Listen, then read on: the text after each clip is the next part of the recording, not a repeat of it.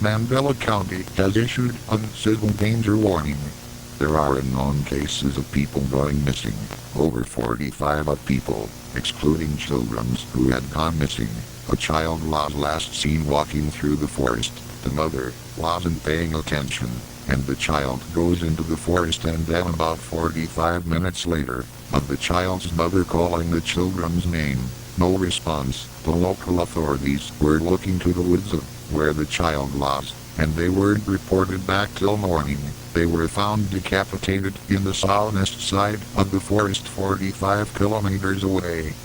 All residents of the Mandela County are asked to lock all doors, windows, and prohibit any one of your family members, including your own child, to go outside at night under any circumstances. Make sure you get everything you have before sunset, and make sure to not make any noise during this period of night, as there are cases of people gone missing, even though they are inside of their house. This is caused by lots of noises before the scene.